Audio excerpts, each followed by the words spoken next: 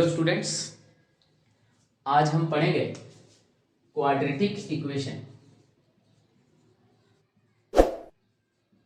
Quadratic equation सबसे पहले तो हम समझेंगे कि इक्वेशन क्या होता है। तो इक्वेशन जो है, कोई भी इक्वेशन में एक वेरिएबल होता है। आप लोग 7 स्टैंडर्ड 6 स्टैंडर्ड 8 स्टैंडर्ड में पॉलिनोमियल्स के बारे में पढ़े होंगे कि मोनोमियल बाइनोमियल, जिसमें एक टर्म होता है वो कहलाता है मोनोमियल, जिसमें 2 टर्म होता है वो बाइनोमियल, जिसमें 3 टर्म होता है वो ट्राइनोमियल, और ऐसे ही पॉलिनोमियल्स। तो इक्वेशन होने का जो सबसे मेन क्राइटेरिया है वो एक है कि एक अननोन क्वांटिटी कोई नॉन क्वांटिटी के अगर बराबर है तो उसे कहते हैं कि वो इक्वेशन है। जैसे अगर लिखा हुआ है कि 5x, तो इसके बारे में एग्जैक्ट ये 5x क्या है वो पता नहीं, क्योंकि वो x के ऊपर डिपेंडेंट है, और x जो है वो अननोन क्वांटिटी है ना।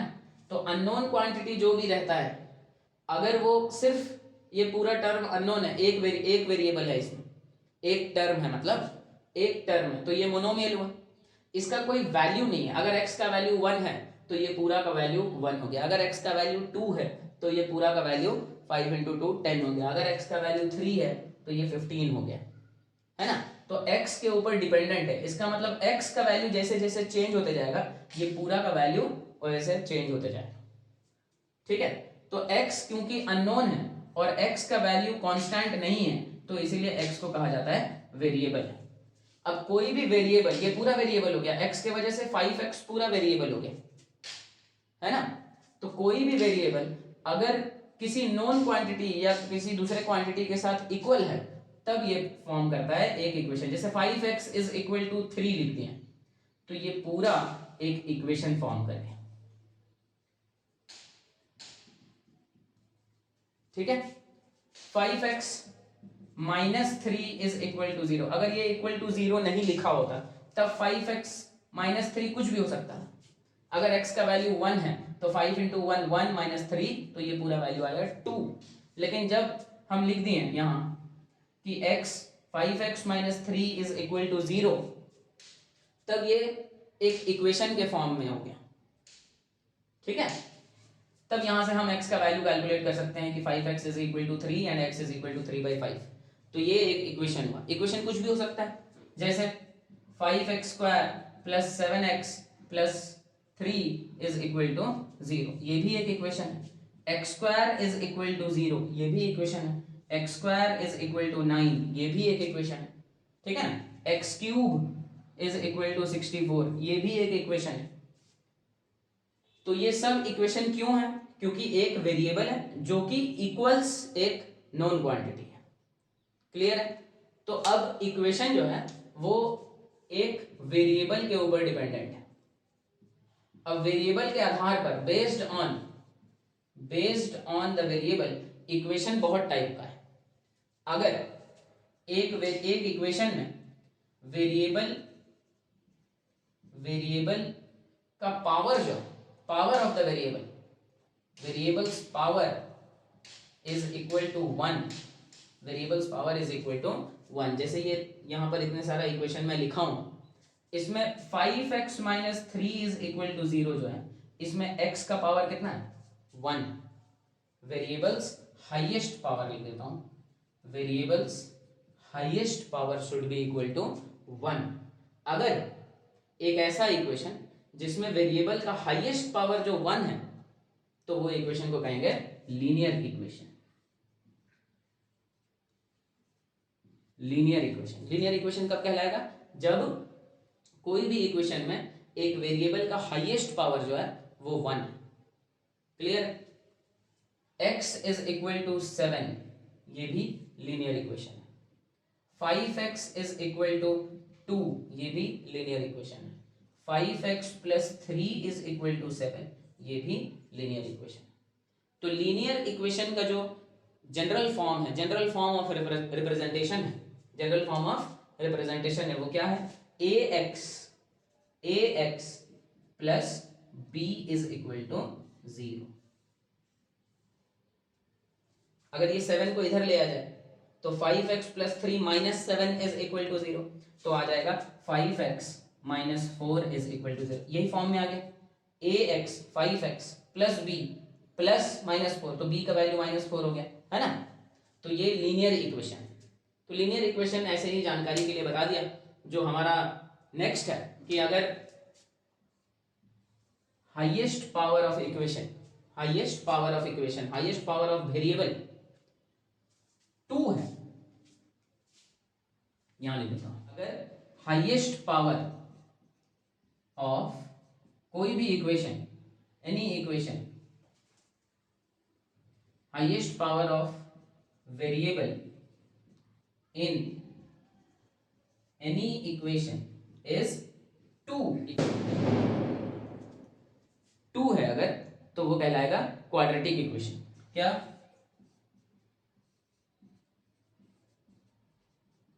Quadratic equation. इसका जनरल फॉर्म क्या हो जाएगा?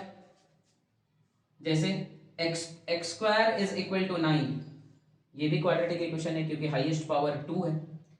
5x square plus 7x plus 3 is equal to 0। यहां पर x ये है एक वेरिएबल, ये है एक वेरिएबल, लेकिन हाईएस्ट पावर कितना है? यहां पर पावर 1 है, यहां पर पावर 2 है, तो हाईएस्ट पावर हो गया 2, तो ये भी इक्वेशन हो गया क्वाड्रेटिक इक्वेशन। क्लियर है? 6x square plus 3 is equal to 0, ये भी क्वाड्रेटिक इक्वेशन है। 6x square plus x is equal to 0, ये भी क्वाड्रेटिक इक्वेशन है। और 6x square plus x plus 3 is equal to 0, ये भी क्वाड्रेटिक इक्वेशन। और यही जनरल फॉर्म ऑफ रिप्रेजेंटेशन है कि ax square plus bx plus c is equal to 0। जो हाईएस्ट पावर ऑफ वेरिएबल होता है कोई भी इक्वेशन में, उसको कहा जाता है हाईएस्ट पावर ऑफ वेरिएबल। कोई भी इक्वेशन में जो होता है उसे कहा जाता है order of the equation. Order या डिग्री भी कहा जा सकता है, degree of the equation. Clear है? अगर एक रहा, मतलब 1 रहा highest power of the variable, तो वो होगा लीनियर इक्वेशन। लेकिन अगर हाईएस्ट पावर ऑफ वेरिएबल 2 हो गया, तो वो हो गया क्वाड्रेटिक इक्वेशन। और उसका जनरल फॉर्म ऑफ रिप्रेजेंटेशन जो है वो ax square plus bx plus c is equal to 0, जिसमें a जो है वो कभी भी 0 नहीं हो सकता, b 0 हो सकता है। जैसे यहां पर है ax स्क्वायर प्लस bx, तो b 0 है तो 0x ये पूरा क्वांटिटी ही चल जाएगा, है ना, वो टर्म ही नहीं रहेगा, तो यहां पर नहीं, तो b का वैल्यू यहां पर 0, यहां पर c का वैल्यू 0 है, यहां पर b और c दोनों का वैल्यू 0 है। a का वैल्यू है, a कितना है? 1 है, 1x square is equal to 9, तो ax स्क्वायर। क्लियर है? तो ये हुआ क्वाड्रेटिक इक्वेशन का बेसिक कि क्वाड्रेटिक इक्वेशन होता क्या है। क्वाड्रेटिक इक्वेशन का जनरल फॉर्म याद रखेंगे, ax square plus bx plus c is equal to 0, जिसमें मैंडेटरी है कि a should not be equal to 0। ठीक है?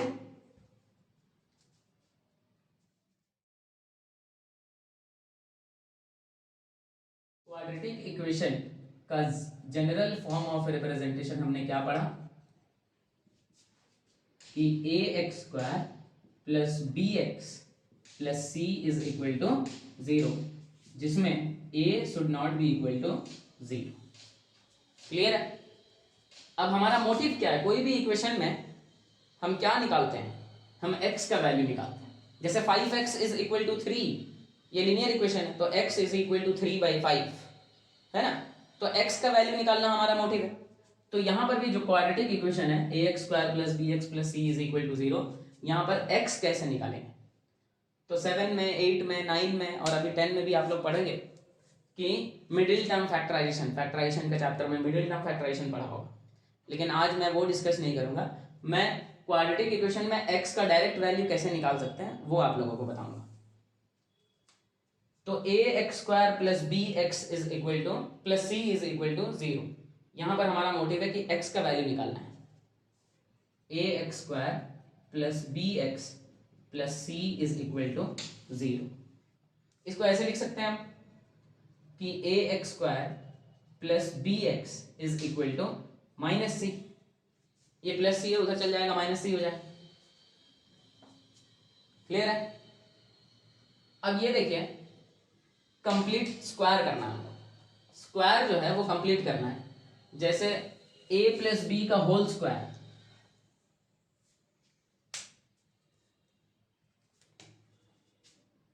a प्लस बी का होल स्क्वायर का फॉर्मूला क्या होता है? A square plus 2ab plus B square, है ना? अगर कहीं पर A square plus 2ab is equal to C लिखा होगा, तो जैसे ही हम देखेंगे कि यहां पर ए स्क्वायर प्लस 2ab लिखा हुआ है, अगर बी स्क्वायर भी होता तो इसको हम ए प्लस बी का होल स्क्वायर लिख पाते, है ना? तो हम क्या करेंगे? Add both sides B square, तो हो जाएगा A square plus 2ab plus B square plus is equal to C plus B square. दोनों तरफ हमने क्या किया? बी स्क्वायर को ऐड कर दिया, यहां पर भी प्लस बी स्क्वायर, इधर भी प्लस बी स्क्वायर। अब ये जो है ये a प्लस बी का होल स्क्वायर का फॉर्मूला बन गया, है? पहले यहां पर कोई भी स्क्वायर टर्म नहीं था, पूरा स्क्वायर नहीं था, तो हमने क्या किया? देखा कि ए स्क्वायर प्लस 2ab लिखा हुआ है, अगर बी स्क्वायर भी होता तो ए प्लस बी का होल स्क्वायर हम लिख पाते, तो हमने क्या किया? ए बी स्क्वायर दोनों तरफ ऐड कर दिया। इसको कहा जाता है कंप्लीटिंग स्क्वायर्स। स्क्वायर नहीं है उसमें हम क्या चेंजेस करेंगे अगर, तो वो स्क्वायर बन जाए। वैसे ही यहां पर भी हमें डिटरमाइन करना है कि इसको कंप्लीट स्क्वायर कैसे बना सकते हैं, ठीक है? तो देखेंगे कि फर्स्ट टर्म जो है, जैसे यहां पर ए स्क्वायर लिखा हुआ था, यहां पर एक्स स्क्वायर लिखा हुआ है, लेकिन ए स्क्वायर नहीं लिखा है तो हम इसको ए एक्स का होल स्क्वायर नहीं लिख पाएंगे। क्लियर है? नहीं लिख पाएंगे। तो क्या करेंगे? इसको पहले कंप्लीट स्क्वायर करेंगे, तो डिवाइडिंग ए डिवाइड अगर कर दिए हम, क्योंकि यहां पर ए एक्स्ट्रा है, अगर सिर्फ एक्स स्क्वायर रहता तो एक्स का होल स्क्वायर वो ए स्क्वायर होगा। क्लियर है? तो हम क्या करेंगे? A X square by A plus B X by A is equal to minus C by A. सब में क्या किया हमने? डिवाइड बाई ए कर दिया। क्लियर है? तो ये क्या हो जाएगा? X square plus B by A into X is equal to minus C by A. अब हम इसको इसका साथ कंपेयर करेंगे कि ए स्क्वायर एक्स स्क्वायर लिखा हुआ है, मतलब ए का वैल्यू एक्स हो गया। ए स्क्वायर बोलेंगे, ए स्क्वायर लिखेंगे एक्स का होल स्क्वायर। क्लियर है? प्लस 2ab, तो 2 इंटू ए, अभी हमने पता चला कि ए क्या है? एक्स है, तो 2a का जगह में हम लिखेंगे x इंटू बी। 2ab होता है 2ab। अब हम b यहां पर क्या लिखें जो पूरा को कैलकुलेट करने से b by A into X आ जाएगा? तो हम लिखेंगे कि b बाई 2a। अब आप चेक करिए कि 2 अगर कट जाए तो बी एक्स बाई ए बचेगा, वही लिखा हुआ है यहाँ पर बी एक्स बाई ए। तो ये कैसे आया? ये 2 इंटू एक्स हमें मिल गया, क्योंकि एक्स ए है, तो 2ab। अब b उसको यहां से खोजना पड़ा हमें कि क्या लिखूं। यहां पर हम क्या लिखेंगे कि लिखने से बी एक्स बाई ए ये टोटल हो जाए। क्लियर है? तो b का वैल्यू जो आया वो हुआ b by 2a। b by 2a, ये पूरा b बाई 2a जो है ये b है, अभी कुछ चेंजेस नहीं हुआ है। क्लियर है? अब हम ऐड करेंगे बी स्क्वायर दोनों तरफ। b का वैल्यू कितना आया? b बाई 2a, तो प्लस b बाई 2a का होल स्क्वायर इज इक्वल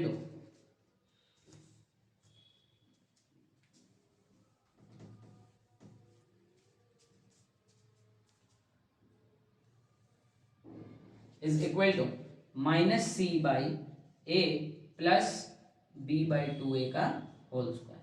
यहां पर हमने क्या किया कि एडिंग b बाई 2a का whole square both sides,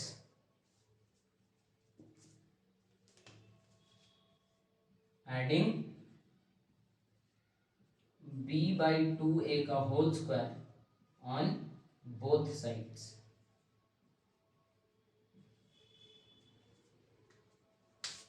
clear है? क्यों किया? क्योंकि स्क्वायर कंप्लीट हो सके। ठीक है, तो अब क्या करेंगे, ये हो गया a square plus 2ab plus B square, तो a square plus 2ab plus B square हो गया, तो उसे हम लिख पाएंगे a प्लस बी का होल स्क्वायर। तो क्या लिखेंगे, a प्लस बी का होल स्क्वायर।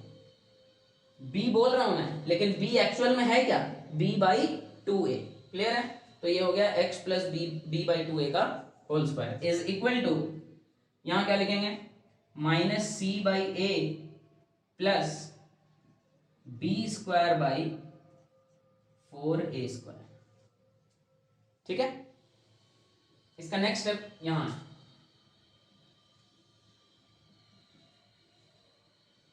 यहां पर एलसीएम लेके अगर इसको सॉल्व कर किया जाए तो एलसीएम क्या जाएगा, 2a क्या बचेगा ऊपर, 2ax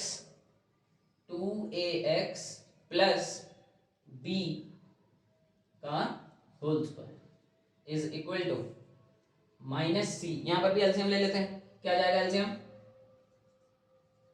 4a स्क्वायर और a, तो एलसीएम जाएगा 4a स्क्वायर, है ना। यहां क्या बचेगा, माइनस 4ac, क्योंकि यहां पर a है तो 4a स्क्वायर c नहीं बचेगा, 4ac बचेगा, तो 4ac प्लस b स्क्वायर। चलिए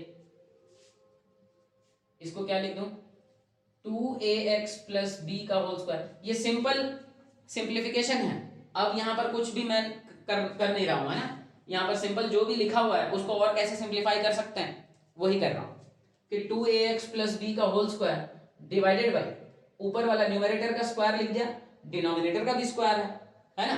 तो डिनोमिनेटर का स्क्वायर को क्या लिखूंगा, 4 2a का होल स्क्वायर, तो 2 का square 4a square is equal to minus 4ac plus B square by 4a square. Clear है? अब देखिए दोनों तरफ 4a स्क्वायर डिनोमिनेटर में, तो उसको नेक्स्ट स्टेप में हम कैंसिल आउट कर सकते हैं। ये हो जाएगा 2ax प्लस बी का whole square is equal to, इसको अरेंज अगर कर दिया जाए तो ऐसे लिख सकते हैं B square minus 4ac, minus 4ac plus B square था तो प्लस बी स्क्वायर को पहले लिख दिया, minus 4ac is equal to 2ax plus B का 2ax प्लस बी का होल स्क्वायर था, होल स्क्वायर अगर उधर चल जाए तो हो जाएगा root over of B square minus 4ac। ठीक है, ठीक है।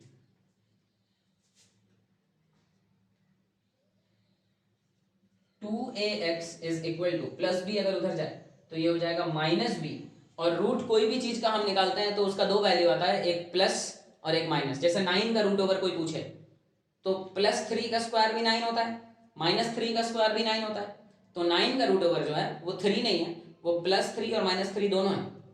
तो इसीलिए जो बी स्क्वायर माइनस 4ac का रूट जब हम करेंगे तो जो भी आंसर आएगा वो प्लस माइनस दोनों में आएगा, तो minus B plus minus root over of B square minus 4ac।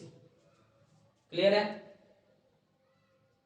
अब x का वैल्यू अगर हम निकालें तो x इज इक्वल टू, यहां पर 2a है उसको उधर ले जाएंगे तो हो जाएगा minus B plus minus root over of B square minus 4ac by 2a। यहां पर 2a मल्टीप्लीकेशन में था, उधर आया डिवीजन हो गया।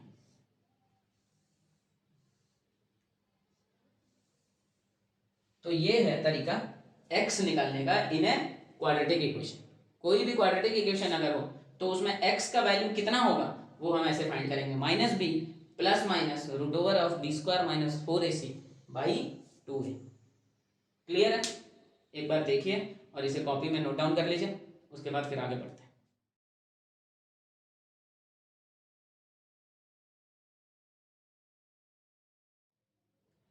तो x is equal to minus B plus minus root over of B square minus 4ac by 2a। ये x क्या है, ये x वो वेरिएबल का वैल्यू है जो क्वाड्रेटिक इक्वेशन में प्रेजेंट है। क्लियर है? और इसमें देखेंगे कि minus B plus root over of B square minus 4ac/2a एक बार करेंगे तो कुछ वैल्यू आएगा, और minus B minus root over of B square minus 4ac/2a करेंगे तो एक वैल्यू आएगा। तो दो अलग अलग वैल्यू आएगा। तो x का वैल्यू जो है वो 2 वैल्यूज है, 2 वैल्यू निकलेगा, क्योंकि इसका ऑर्डर भी 2 है तो 2 निकलना ही है ना। तो जो 2 वैल्यू है x का उसको बोलते हैं roots of quadratic equation. Roots of quadratic equation. तो रूट्स ऑफ क्वाड्रेटिक इक्वेशन का ये फॉर्मूला है कि minus B plus minus root over of B square minus 4ac/2 है। और जो साइंटिस्ट, जो मैथमेटिशियन ये कैलकुलेट किए हैं, ये फॉर्मूला डिराइव किए हैं, उनका नाम श्रीधराचार्य है, और उन्हीं के नाम से ये फॉर्मूला को जाना जाता है। उसको बोलते हैं श्रीधर आचार्य रूल या फॉर्मूला।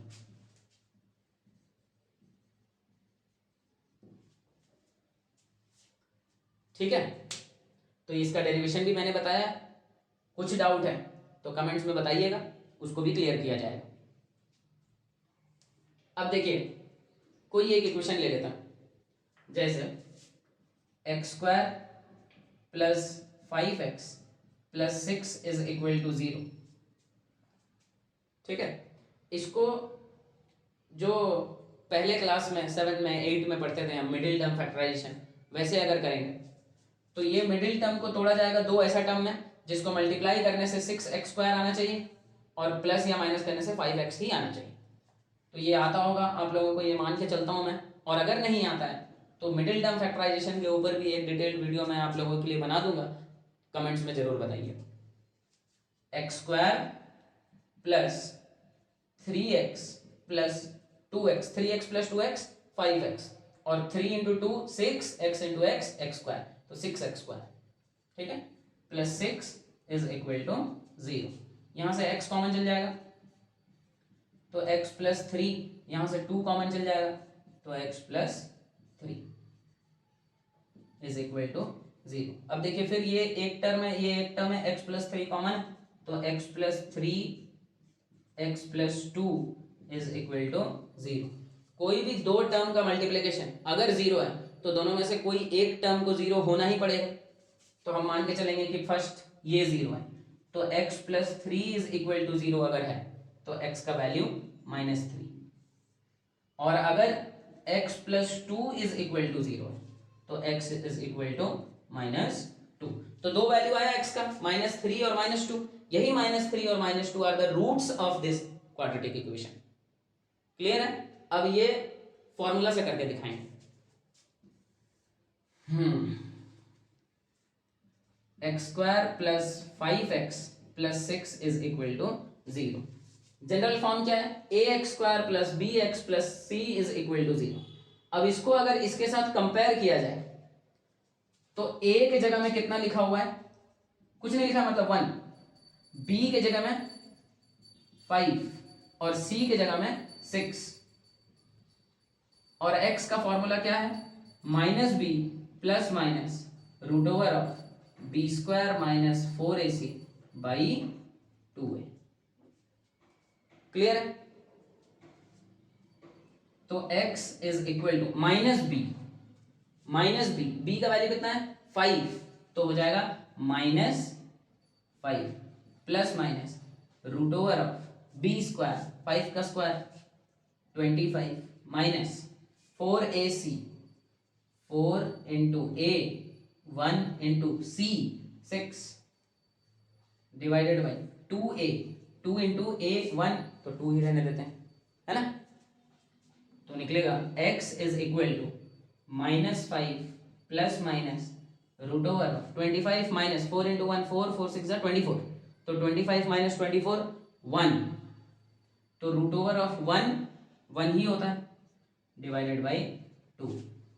तो दो वैल्यू आया, एक आया x is equal to -5 plus 1/2, और एक आया x is equal to -5 -1/2। -5 plus 1 -4/2 -2, तो यहाँ पर -2 वैल्यू आ गया। और -5 -1 -6 -6/2 -3 आ गया। यही आया था, -3 और -2, यहाँ पर भी आ गया -2 और -3। तो ये हुआ यूजिंग श्रीधाचार्यस फॉर्मूला, और ये हुआ मिडिल टर्म फैक्टराइजेशन से।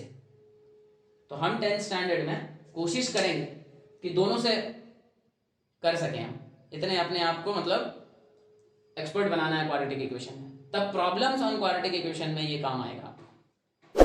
तो होप कि ये वीडियो आप लोगों को अच्छा लगा होगा, और अगर अच्छा लगा है तो वीडियो को शेयर करिए। और कुछ भी टॉपिक में, कोई भी topic, math, physics, chemistry, biology, कोई भी टॉपिक में अगर डिटेल्ड वीडियो चाहिए तो वो आप कमेंट्स में बताइए, लेके आया जाएगा। Thank you.